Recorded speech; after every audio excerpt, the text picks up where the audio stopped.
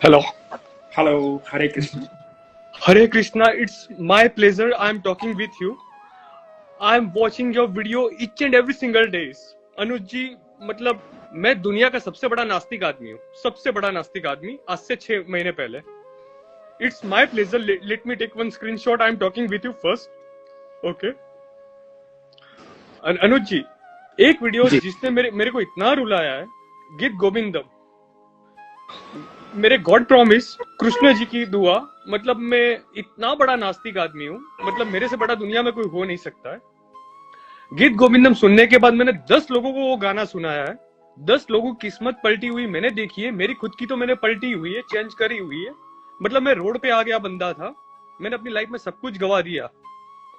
गीत गोविंदम सुनने के बाद गाना श्री कृष्ण जी ने खुद लिखा था. जब वो जयदेव जी खुद शावर लेने गए थे और उस टाइम पे मतलब क्या लिखूं, वो हिचकिचा रहे थे. उस टाइम शावर लेने गए, कृष्ण जी ने लिखा, वो मैंने सुना, इतने हद तक मैं अंदर चला गया.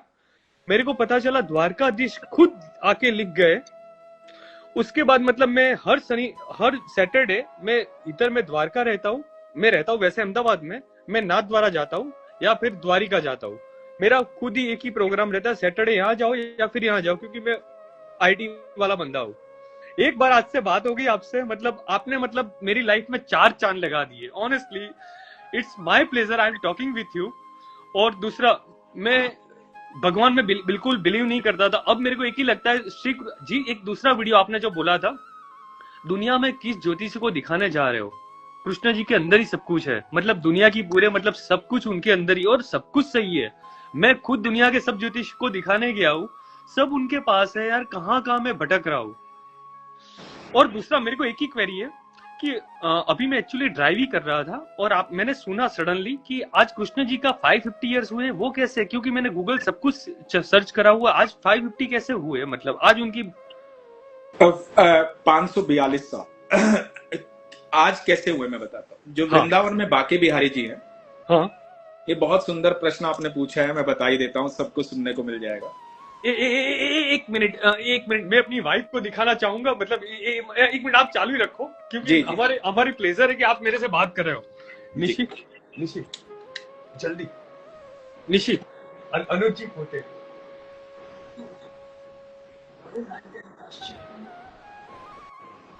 आरवी, आपने जेमने वीडियो को कोई जोई बात છે? नहीं, आराम करने दीजिए उनको. नहीं नहीं नहीं, आप मेरे से बात कर रहे हो. जी. हाँ हाँ. तो मैं आपको बताता हूँ, आपके प्रश्न का उत्तर देता हूँ. हम्म आप सुनिएगा. हम्म तो स्वामी हरिदास जी आज से 550 साल पहले निधिवन आए थे, वृंदावन आए थे. हाँ तो ऐसा माना जाता है कि स्वामी हरिदास जी जो राधा रानी की सखियां थी, ललिता सखी, वो उन्हीं का रिबॉर्न हुए थे, वो दोबारा से जन्म लिया था उन्होंने. ओके. तो ऐसी मान्यता है, ऐसा कहा जाता है. तो स्वामी हरिदास जी भगवान के बहुत अनन्य भक्त थे, और संगीत में, म्यूजिक में आज तक इस धरती पर उनसे बड़ा कोई नहीं हुआ है, वैसा संगीतकार कोई नहीं हुआ है. ओके. तो जो सबसे बड़े संगीतकार जिनको सबने सुना है, जिनको नाम जानते हैं, तानसेन और बैजू बावरा, वो दोनों उनके शिष्य थे. ओके. तो हरिदास जी जो है वो भगवान से बेहद प्यार करते थे. और जो आप कभी वृंदावन जाएं तो वहां पर निधिवन एक जगह है, हाँ. जहां आज भी श्री कृष्ण और राधा रानी रोज शाम को आते हैं. ये प्रमाणित है, मतलब रोज आते हैं वहां. तो वहां पर निधिवन में कुंज जो होता है वो पेड़ों का झुंड होता है, वृक्षों का झुंड. तो वृक्षों के झुंड में एक जगह हरिदास जी देखते थे, और वो संगीत गाते थे, भगवान को रिझाते थे, प्रसन्न करते थे, उनको संगीत गा करके खुश करते थे. तो हरिदास जी के एक शिष्य ने उनसे पूछा कि भाई आप किसको देखते हो, इन पेड़ों के बीच में किसको देखते हो, किसके लिए संगीत गाते हो, कौन है वहां पे, किससे बातें करते रहते हो आप. तो उन्होंने कहा कि आप जाकर के अंदर इस झुंड में जाकर के देखिए, कुंज कुंज बोलते हैं उनको, कुंज में जाकर के देखिए. तो जब जाकर के उस शिष्य ने देखा तो वहां स्वयं भगवान श्री कृष्ण और राधा रानी थे. तो और ये दिव्य दृष्टि उन्होंने, हरिदास जी ने उनको दी थी कि जाके देखो वहां पर. तो अब वो जो शिष्य था विठल देव जी, उन्होंने आके कहा कि मुझे तो भगवान के दर्शन हो गए, लेकिन आने वाला जो समय है, जो पूरी दुनिया है, वो कैसे भगवान के दर्शन करेगी. तो आप भगवान से प्रार्थना करो ना कि भगवान को और भी लोग देखें। तो हरिदास जी ने भगवान से कहा कि प्रभु आपने ही ये बुलवाया, तो अब लीला कीजिए ऐसी कि सामान्य जन जो हैं, जिन्होंने इस तरह की भक्ति भी नहीं की है, वो भी आपके दर्शन कर पाए, तो वो कैसे करेंगे। तो भगवान वहां पर जो राधा कृष्ण थे वो एक विग्रह के रूप में परिवर्तित हुए, जो विग्रह है वृंदावन के बाके बिहारी मंदिर में, जिनको बाके बिहारी बोला जाता है। तो वो आज के दिन प्रकट हुए थे। वो जो विग्रह था वो राधा कृष्ण ही एक साथ हैं उस विग्रह में। तो वो आज के दिन, आज से 550 साल पहले वो विग्रह प्रकट हुआ था, तो आज उनका जन्मोत्सव है। वो जो विग्रह है वो ना किसी पत्थर से बना है, ना किसी मूर्तिकार ने बनाया है, किसी धातु का नहीं बना हुआ है, वो स्वयं प्रकट हुआ है। मतलब वो आज तक किसी को नहीं पता है, वो स्वयं प्रकट हुए हैं, वो किसी मूर्तिकार के द्वारा रचित नहीं है, वो स्वयं साक्षात भगवान श्री कृष्ण। इसलिए आप कभी वृंदावन जाओगे ना, जब आप बाके बिहारी के मंदिर में जाओगे, तो आपको एक अद्भुत अनुभूति महसूस होगी कि आप मन में इतना सोच के जाना, वहां जाके आप शून्य हो जाओगे, आपके दिमाग में रहेगा ही नहीं कि आपको क्या बोलना था भगवान से, क्या बात करनी थी, सिर्फ आंखों से आंसू बहेंगे आपके। वो इतनी चमत्कारिक जगह। समझ गया जी। और जो गीत गोविंद की बात आपने कही है, गीत गोविंद को आप कभी जैसे आप सुनते ही हैं, तो गीत गोविंद को कभी आप बिल्कुल एकांत में बैठ करके एक भगवान का आसन बिछा करके बाजू में, और यदि आपको गाना आता है तो अद्भुत है, नहीं आता तो सुन करके भगवान को निमंत्रण दे करके एक बार उसको सुनिए। आपको यकीन मानना, आपको वहां भगवान की उपस्थिति महसूस होगी कि भगवान वहां पर साक्षात है। Thank you sir. मैं अभी मंदिर ही जा रहा था, मैंने सोचा पहले एक बार बात हो जाए ना, तो मैं सीधा निकल ही रहा हूँ, क्योंकि आज मतलब मेरे से मिस हो गया, क्योंकि आज मेरा छुट्टी था पर मैं जा नहीं पाया। मैंने बोला अभी जा ही रहा हूँ, और उतने में सडनली आप पता चले आप लाइव हुए, तो मैंने बोला it's my pleasure, let me talk and let me go to the mandir first. आपका नाम क्या है? विवेक। विवेक, विवेक। मैं अहमदाबाद से।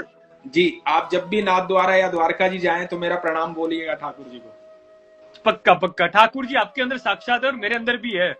बिल्कुल, यही भाव रहना चाहिए हम सब के भीतर है। बस बस बस। और शुक्रिया, आपने मतलब मेरे को ज्वाइन करा एक सेकंड के लिए, मतलब आपको इतना बहुत अनमोल टाइम दिया, उसके लिए बहुत शुक्रगुजार हूं मैं। आपका भी शुक्रिया। ख्याल रखिए, खुश रहिए। Thank you. हरे कृष्णा जी। हरे कृष्णा। हरे कृष्णा। अनुज जी, कैसे हैं अनुज जी आप? मैं ईश्वर की कृपा से बिल्कुल अच्छा हूँ। आप बताइए, आप कैसे हैं? मैं भी बहुत अच्छी हूँ। अनुज जी, मैं ना मतलब बचपन से ही कह सकते हो, हमेशा से भोलेनाथ को बहुत मानती हूँ। आप कहाँ से बोलते हैं पहले ये बताइए? मैं दिल्ली से। और आपका नाम क्या है? सलोनी। सलोनी। इतने तो सारे मेडल्स आपके पीछे हैं, आप स्पोर्ट्स ये में? नहीं, मेरे बेटे के हैं। मेरा बेटा 16 साल का है, उसके हैं। Okay okay. हाँ जी। जी। सो मैं बचपन से, आप अंदाजा नहीं लगा सकते, शायद मैं 30 साल से भोलेनाथ को इतना मानती हूँ। उनके व्रत रखती थी, रोज मंदिर जाती थी। किसी ने, आपने ही शायद बताया था या प्रेमानंद जी महाराज के उससे सुना था कि भोलेनाथ, शंकर और जो है राधा जी, वो सेम है, एक ही है। हाँ जी, एक ही है। तो पता नहीं, अपना भी मेरे को अभी मार्च में लंग इन्फेक्शन होके चुका, बहुत सीवियर। मैं 15 दिन हॉस्पिटल भी एडमिट होके आई। तो उस दौरान मैं इंस्टाग्राम की रील स्क्रॉल करती थी, तो प्रेमानंद जी महाराज को देखने को मिला मुझे उस टाइम पे। तो मैंने 15 दिन उनकी बहुत रील्स देखी, एंड पता नहीं कैसे अपने आप राधा रानी के लिए प्यार जागा मेरे लिए। मैंने धीरे धीरे आपके भी वो देखने शुरू किए, प्रेमानंद जी महाराज के भी देखने शुरू किए, और वो 15 दिन में इतना प्यार हो गया उनसे कि मैं सारे टाइम राधा राधा जपती रहती थी। मैं आपके साथ एक इंसिडेंट शेयर करना चाहती हूँ। मैं जब हॉस्पिटल में थी तो मेरी मेडिसिन का ओवरडोज हो गया था, और मेरी ये हालत थी, मैं बोल भी नहीं पा रही थी, मेरी बॉडी नहीं हिल रही थी, बिल्कुल उसको कहते हैं ना, शरीर लाश की तरह पड़ा है बेड पे, वो हालत हो गई थी। हस्बैंड घबरा गए, सारे डॉक्टर्स घबरा गए, सब कुछ। और आप मान सकते हो, मैं 4-4.5 घंटे के लिए ऐसी ही रही हूँ। डॉक्टर ने दवाइयां दी, इंजेक्शंस लगाए। उस दौरान सिर्फ 4 घंटे में मुंह से, मन से सिर्फ राधा राधा निकल रहा था। और एंड में मैंने सिर्फ ये बोला कि कोई बात नहीं, प्राण निकलेंगे, राधा रानी में मिल जाएंगे। आप मान सकते हो, 4.5 घंटे के बाद अपने आप ही प्राण आए ऐसे शरीर में कि हिलने लग गया। उस दौरान मैंने देखा कि 15 दिन के प्यार में राधा रानी ने इतना कुछ दे दिया मुझे कि जीवन वापस आ गया मेरा। तो मैं आपके साथ काफी टाइम से शेयर करना चाहती थी। मैं देखती थी कि कब आप लाइव आएंगे, कब मैं आपसे बात करूंगी। कुछ तबीयत अभी भी खराब चलती है क्योंकि मेरे लंग्स का है, और दिल्ली में इतना पोल्यूशन है, तो उस दौरान अभी भी सांस फूलता है, होता है, बट सब कुछ बहुत अच्छा है। मैं आपको और प्रेमानंद जी महाराज को दिल से धन्यवाद देना चाहती हूँ मुझे उनसे जोड़ने के लिए। एक छोटा सा बस मन में कहीं ना कहीं शंका आती है कि जैसे अभी मेरी ना मैं राधा राधा जपती हूँ, तो भोलेनाथ की शायद में कहीं ना कहीं पूजा ना कम हो गई है। तो मन में ये रहता है कि भोलेनाथ मुझसे गुस्सा ना हो जाए कि तुम इतने सालों से मेरी पूजा कर रही थी। नहीं, भगवान जो है देखो, यदि हम भगवान को बिल्कुल अलग एंगल से सोचते हैं ना, अलग तरीके से सोचते हैं, तो महाकाली और महादेव एक दिन बैठे हुए थे, तो हर बार माँ ने त्याग किया था भगवान के लिए। जब माँ सती बनी तो माँ सती हो गई थी महादेव के लिए। उसके बाद माँ पार्वती के रूप में जन्मी, तो घोर तपस्या की महादेव को पाने के लिए। तो वहां भी मतलब घोर तपस्या माँ पार्वती ने ही की महादेव को पाने के लिए, क्योंकि महादेव तो अपनी दुनिया में मस्त, महादेव तो महादेव है, महादेव है। तो अब एक समय आया जब भगवान ने कहा कि मतलब तुमने इतना प्रेम मुझसे किया है, इतना मेरे प्रेम में तुम तड़पी हो, इतना प्रेम मैं भी तुम्हें करना चाहता हूँ। तो फिर जो अगला जन्म हुआ, वो जो अगली लीला थी, वो महादेव बने राधा और काली बनी कृष्ण। तो कृष्ण कौन है? कृष्ण पराशक्ति, कृष्ण शक्ति है, कृष्ण अनंत ब्रह्मांड के रचयिता है, कृष्ण मतलब संपूर्ण है, कृष्ण ही सारी सृष्टि के रचयिता है, कृष्ण से ही सब कुछ निकला है, सारा उद्गम स्थल ही कृष्ण है। मतलब हर देवी देवता, जीव जंतु, सारी सृष्टि, सारे ग्रह नक्षत्रों के स्वामी जो है वो कृष्ण है। तो कृष्ण, तो माँ ही वो है जो जन्मदात्री है, माँ ही शक्ति है। तो कृष्ण काली है और शिव जो है वो राधा है। तो आप राधा जब भज रही है तो आप महादेव को ही याद कर रहे हैं। आपने ही कह दिया तो मन को इतनी शांति हो गई है ना, क्योंकि मंदिर भी अभी जाना बंद हो गया है, जलवल कुछ नहीं चढ़ा पाती, सिर्फ राधा नाम और कुछ नहीं, इसके अलावा कुछ नहीं कर पाती। आपको समय लगे, जब आपको समय लगे, कई बार क्योंकि आपकी स्थिति ऐसी, आपके हालात स्वस्थ जो है, लेकिन आप एक काम किया कीजिए, यदि ऐसी स्थिति में आप जब नहीं मंदिर जा सकती तो मानसिक तौर से भगवान का ध्यान करके उनको जल अर्पित कर दिया। मैं वही स्नान करके यही करती हूँ। मैं कहती हूँ बस भगवान मेरा ये जो आपको मन से मैं आपको जल चढ़ा रही हूँ वो आप तक पहुंच जाए, वही बहुत है मेरे लिए। और आप यकीन मानना, महादेव तक, वो सारी ईश्वर तक आपकी सारी भावनाएं पहुंचती हैं, हर भाव। आपने पूरा का पूरा मन में जो संशय था सारा निकाल दिया। बिल्कुल संशय मत रखिए, जब मन करे ना, जिस समय मन करे, भगवान को ध्यान करके उनको जल अर्पित कीजिए, महादेव को याद कीजिए, वो वही राधा है, वही महादेव, वही कृष्ण, सब कुछ वही है। आपकी कृपा है। धन्यवाद अनुज जी, थैंक यू सो मच मुझे लेने के लिए, thank you so much. Hare Krishna. Hare Krishna, Radhe Radhe. Radhe. Thank you.